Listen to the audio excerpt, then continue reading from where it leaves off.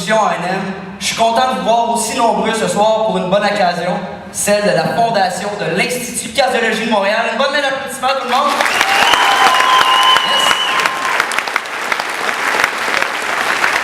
Yes. Et aussi, ça va faire têteux, mais j'aimerais qu'on donne une bonne main d'applaudissement à notre survivor, Marc Laurent.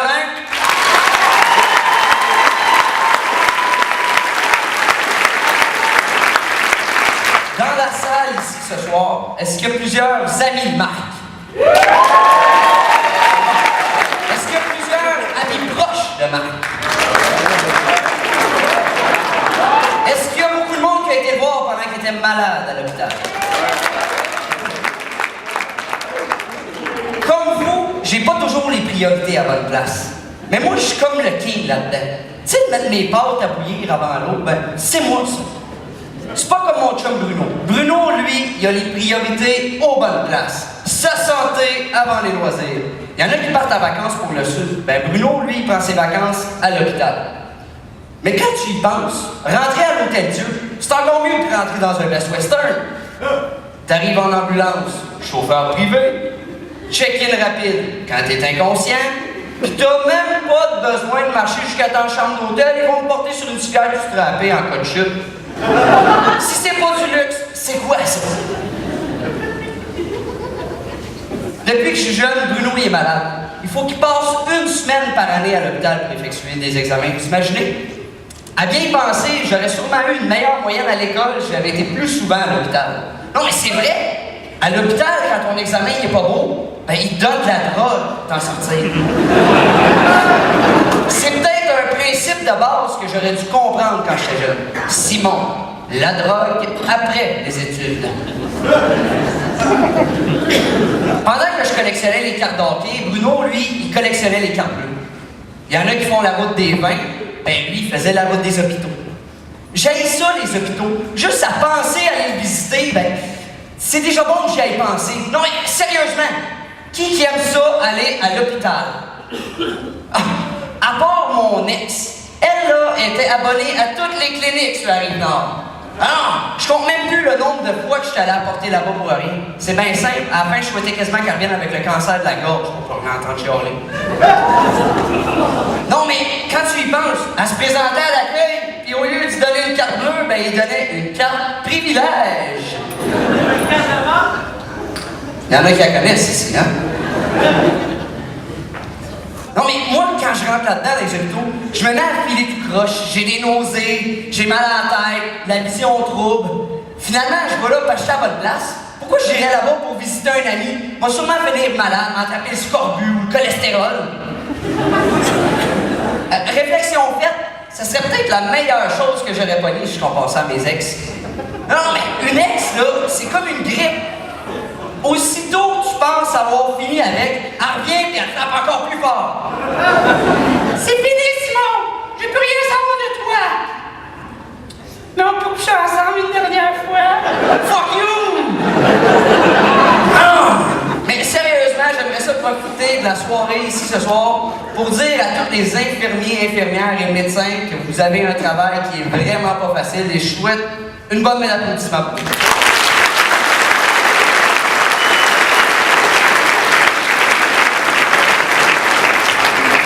Mais j'aimerais parler de certains de vos collègues de travail. Ceux que je qualifierais de bizarroïdes. Non, là, je parle pas des concierges. Parce que peu importe l'établissement qu'un concierge travaille, il a l'air fucké. Moi, je vous parle des agents de sécurité. Mais, on va se le dire, là. Ils sont sur un power trip raide, eux autres, là. Un peu plus, ils sortent un teaser gun quand tu te mets pas de purée dans l'entrée. Hey! Oh. À chaque fois qu'il venait le temps d'aller voir Bruno à l'hôpital, il y avait toujours quelque chose de hyper important dans ma vie. Je m'en souviens encore. Flèche gauche, flèche droite, reset, ha! Je l'ai enfin trouvé la manière d'avoir 50 vies à Donkey Kong. Une fois, Bruno m'a appelé de sa chambre d'hôpital. Comme c'est un numéro masqué, ben j'ai répondu. J'étais sûr que c'était Soro qui m'appelait. Mais non, c'est Bruno. Puis il veut que j'aille le voir. Mais là, j'étais fourré. parce que je venais de promettre à ma blonde que j'allais aller voir Twilight avec elle.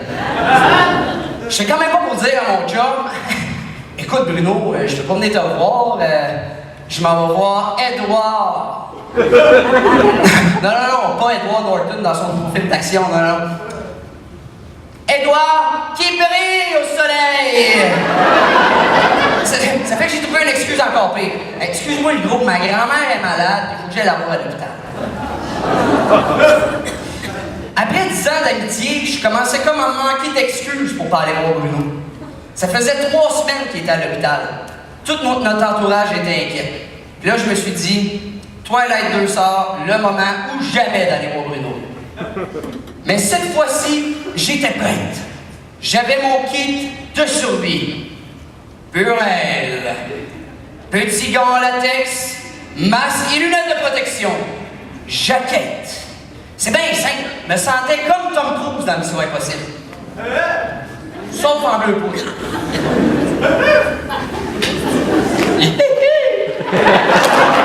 J'avoue que c'est règle, ça. Mais étant donné que j'avais mon kit de survie, j'étais prête. J'embarque dans mon truck, en embarquant dans mon camion.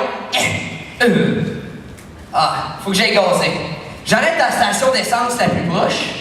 En arrivant là, je me dis, je vais faire vite, je vais mettre le minimum pour me rendre. Après 60 piastres, j'étais rendu au quart. En ôtant le gomme du réservoir, j'ai eu la face de quelqu'un qui oublie son iPhone. Je peux dire, j'ai la face à moi qui oublie son iPhone. Je panique vraiment. Tu sais, tantôt, je vous disais que j'avais pas tout le temps les priorités aux bonnes places. Là, c'en était un moment. Parce que mon iPhone était dans mes poches, mais mon portefeuille, il était sur le comptoir chez nous. Fait que là, je me dis, je prends le courage à 2 mains, je rentre dans le dépanneur. Je prends l'air le plus piteux que j'ai. Je regarde la madame, je dis, excusez-moi, madame, j'ai même pas le temps de finir ma phrase. Puis la madame, elle m'a dit, ben voyons, t'as-tu de l'argent? Je vais appeler la police! Là, je fais, excusez-moi, madame, j'ai dit, je m'en vais à l'hôpital voir un de mes amis. En venant, ben, j'arrête, je prends mon argent et je vais vous le reporter. Il n'y en a pas question!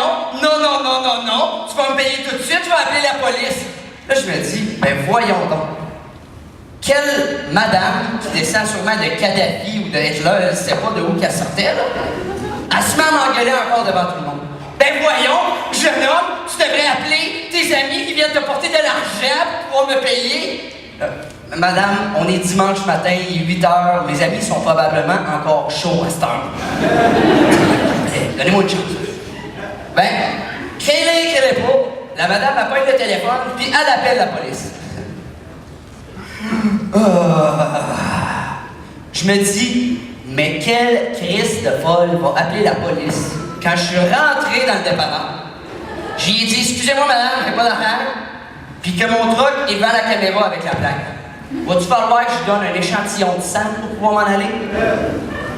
Comme la vie est bien faite, au même moment que Hitler parlait au téléphone avec l'Interpol, un gars avec qui je travaillais est rentré dans le dépanneur. Il me dit, hey vite, ça va? Oh oui, ça pourrait aller mieux si la madame, elle appellerait pas le SWAT, parce que je sais pas mon portefeuille.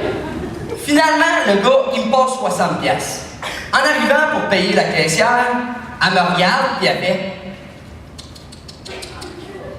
64 sous. Je l'ai regardé. J'ai pris 10 cents dans mes poches, je l'ai mis sur le comptoir, puis j'ai dit, garde le change, Kim Jong-un.